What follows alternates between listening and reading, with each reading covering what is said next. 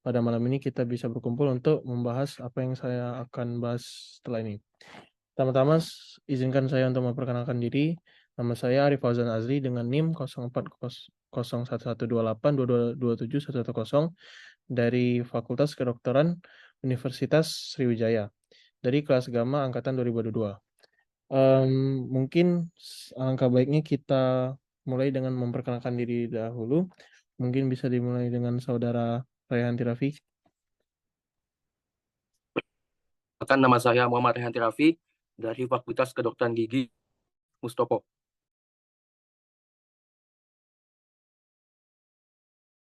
Untuk Arik, Perkenalkan, nama saya M. Sultan Fajar Atarik dari Fakultas Hukum Unsri. Kemas, Kenalkan, nama saya Kemus Bagus dari Fakultas Teknik Kimia Unsri. Eja, Perkenalkan, nama saya Muhammad Kaiza Aurelio Lafli dari Fakultas Teknik Pertambangan dan Perminyakan Institut Teknologi Bandung.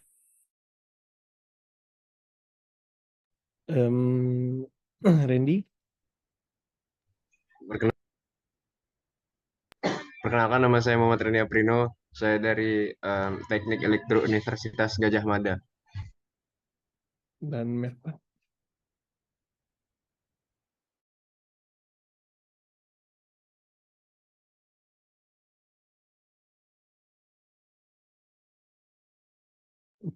Merpan, Perkenalkan, nama saya Muhammad Irfan Haki dari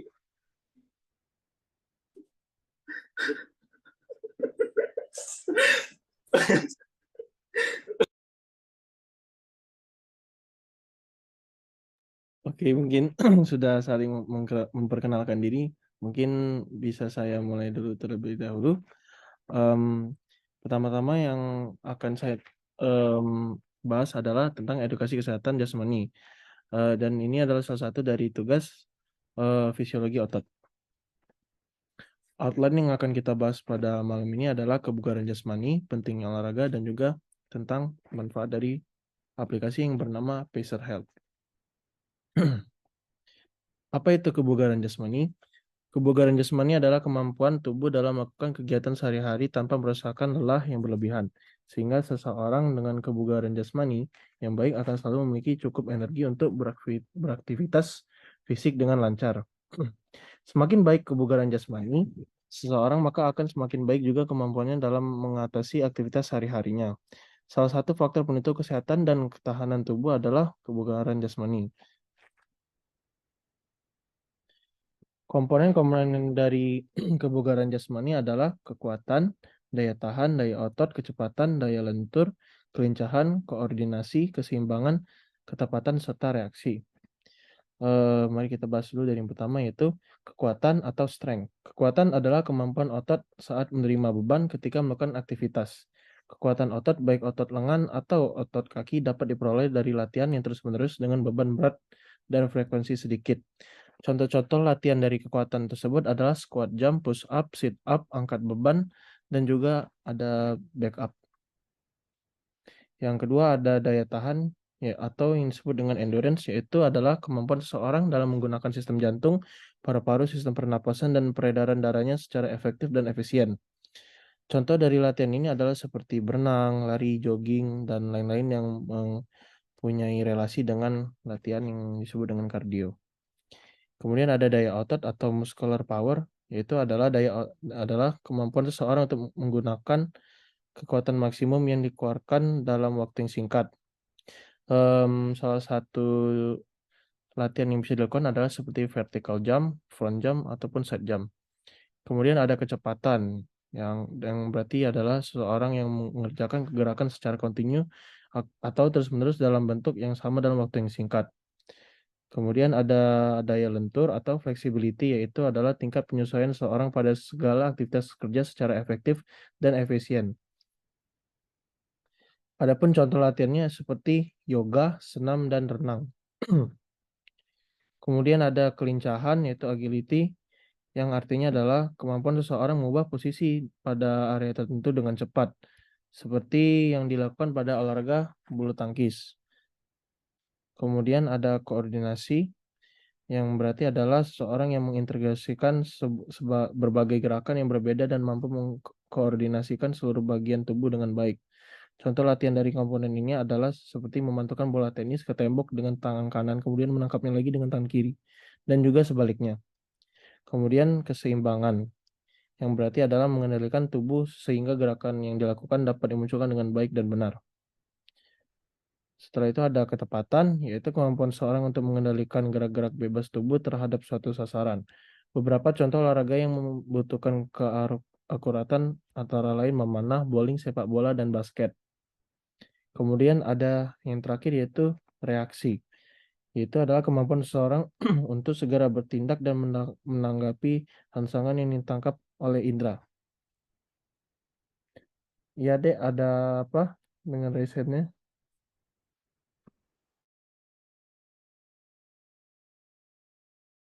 Mungkin kepencet. Kemudian yang selanjutnya itu ada cara menjaga kebugaran tubuh. Yang pertama itu adalah rutin olahraga. Jenis olahraga itu bermacam-macam intensitasnya, ada yang rendah hingga sedang. Contohnya jogging, bersepeda santai, ataupun berenang. Begitu tubuh Anda sudah terbiasa berolahraga, durasi dan frekuensinya bisa ditambah. Begitu pula dengan jenis olahraganya sesuai dengan tujuan yang Anda ingin capai. Kemudian menjaga pola makan. Menjaga pola makan yang artinya berarti kita harus memakan sehat dan bergizi yang disertai dengan keseimbangan setiap gizinya.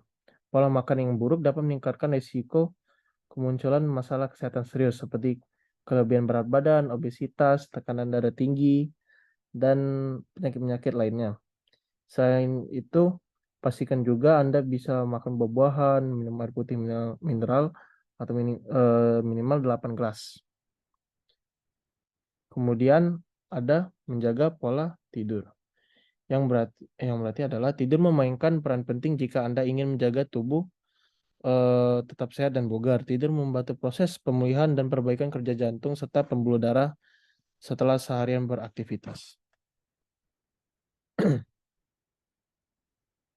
Manfaat dari kebugaran jasmani itu adalah terhindar dari obesitas, yang berarti seorang yang memiliki tubuh atau jasmani yang bugar, ia dapat melakukan kegiatan maupun aktivitas apapun. Kemudian ada mencegah insomnia, yaitu mempertahankan jasmani dengan melakukan aktivitas fisik secara teratur dapat membantu seorang untuk tertidur lebih cepat. Setelah itu ada meningkatkan energi, yang berarti jika melakukan aktivitas fisik secara teratur dapat meningkatkan kekuatan otot serta dapat meningkatkan daya tahan tubuh. Dan juga kebugaran jasmani bisa meningkatkan mood dan juga terhindar dari osteoporosis. Hal ini dapat mengurangi risiko artritis maupun gangguan tulang lainnya. Latihan fisik yang rutin dapat meningkatkan kepadatan tulang sehingga dapat tercegah. Kemudian ada menurunkan kolesterol jahat. Dengan berolahraga kita bisa menghilangkan kolesterol yang merenggut beberapa sistem dari fungsi organ kita. Kemudian ada terhindar dari hipertensi. Jasmani yang bugar dan sehat dapat menghindarkan seseorang dari gangguan hipertensi atau tekanan darah tinggi, yang merupakan salah satu penyebab terjadinya berbagai macam gangguan penyakit seperti penyakit jantung maupun stroke. Kemudian ada dapat terhindar dari risiko diabetes. Hal ini karena dengan menormalkan kadar insulin, Anda bisa menghindarkan risiko terkena diabetes tipe 2. Dan yang terakhir adalah terhindar dari penyakit jantung. Melakukan latihan kebugaran jasmani juga dapat membantu seorang untuk terhindar dari risiko penyakit jantung. Manfaat kesegaran jasmani dengan latihan fisik dapat membantu aliran darah dari jantung dan ke seluruh tubuh. Pada saat proses itu berlangsung, otot-otot jantung dapat berkontraksi dengan cepat, sehingga dapat melatih kinerja otot jantung menjadi lebih baik, yang pada akhirnya dapat menghindarkan diri dari risiko penyakit jantung seperti stroke dan lain-lain. Pentingnya olahraga dan aktivitas fisik. Aktivitas fisik merupakan salah satu cabang olahraga yang memiliki kegiatan dengan menggerakkan anggota tubuh sehingga membuat otot-otot beserta rangka tubuh melakukan pergerakan dan akan membakar lemak dan menurunkan kolesterol pada tubuh. Jenis-jenis aktivitas fisik itu dibagi 3, yaitu ada aktivitas ringan, itu yang artinya kegiatan aktivitas yang ringan tidak harus menggunakan tenaga yang banyak sehingga melakukan akan terlihat mudah. Contohnya seperti olahraga skipping. Skipping itu juga dapat digunakan untuk menjaga kesehatan. Kemudian ada senam lantai dan juga ada jalan cepat. Untuk jenis aktivitas sedang, yang dimaksud adalah kegiatan aktivitas sedang membutuhkan cukup dengan tenaga yang sedang sehingga melakukannya juga akan terlihat lebih mudah. Contohnya seperti lari pagi dan sore.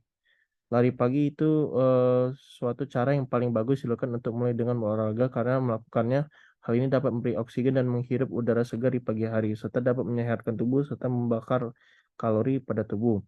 Kemudian ada senam aerobik yang merupakan sebuah aktivitas yang dilakukan dengan menggunakan seluruh tubuh, salah satu kaki dan tangan di Indonesia. Di Indonesia banyak sekali sendiri senam ini dan sudah banyak dilakukan secara rutin setiap minggunya. Biasanya dilakukan oleh para ibu-ibu yang suka belanja-belanja di pasar tuh banyak senamnya.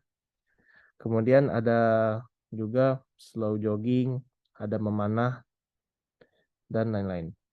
Untuk yang terakhir itu adalah jenis aktivitas berat. Aktivitas berat ini membutuhkan banyak tenaga serta dengan kekuatan sehingga melakukannya terlihat lebih sulit. Contohnya adalah tinju. Tinju adalah suatu jenis cabang olahraga yang dapat dikatakan sebagai bertarung secara fisik dan memerlukan stamina yang kuat dan kondisi fisik yang baik, sehingga perlu dikuasai strategi dan teknik yang benar supaya dapat melakukan aksinya dengan sempurna. Kemudian juga ada fitness atau nge-gym, merupakan salah satu aktivitas olahraga yang diminati laki-laki dan perempuan, sehingga dapat menjaga kesehatan dan kebugaran Anda pada tubuh. Dan juga ada taekwondo. Taekwondo merupakan salah satu jenis olahraga bela diri yang memiliki keunikan dan beraneka ragam gaya sehingga taekwondo ini banyak sekali diminati oleh seseorang mulai dari kalangan anak-anak, remaja, bahkan orang dewasa, sampai ada yang tua dengan teknik yang profesional. Manfaat dari aktivitas fisik. Manfaatnya adalah mengendalikan kadar kolesterol, mengendalikan stres, mengurangi kecemasan, memperbaiki kelenturan sendi dan kekuatan otot, memperbaiki postur tubuh, dan juga menurunkan risiko keropos tulang yaitu osteoporosis pada wanita. Kemudian ada pemanfaatan aplikasi Pacer Health. Manfaat dari Pacer Health. Pacer Health adalah sebuah aplikasi yang gratis digunakan untuk menghitung dan mengukur berapa langkah yang sudah dilakukan. Dengan menghitung tersebut, kita bisa menghitung banyak kalori serta berapa lama kita sudah melangkah. Hal ini sangat bermanfaat bagi teman-teman yang ingin mencoba untuk melakukan defisit kalori atau diet karena bisa menghitung kalori terbakar selama kita melangkah per harinya. Dan juga bagaimana aplikasi ini bisa tahu berapa kalori karena dihitung dari setiap orang diperlukan data-data seperti tinggi badan, berat badan, dan juga lain-lainnya. Sekian dari presentasi saya. Apakah ada pertanyaan?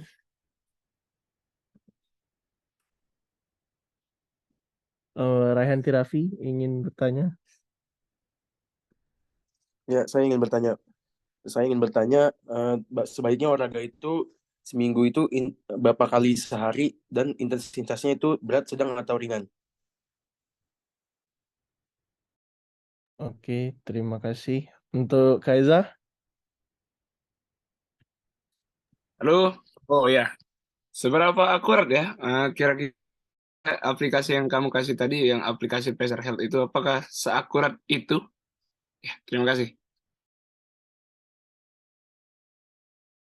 Oke, mungkin saya akan jawab dari pertanyaan Kaiza dulu.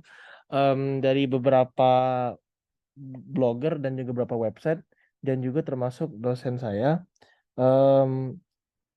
keakuratan dari Pacer Health ini kalau untuk secara presentasi saya mungkin kurang tahu. Tapi dari kami seangkatan juga sudah menggunakannya dan juga itu terbukti bisa dibilang cukup akurat. Dan juga Oh, untuk apa? Ya lanjut. itu saja. Apakah sudah menjawab? Oh, jadi itu bukan yang profit itu ya, yang kalau jalan dapat duit. Oh, bukan. Itu beda.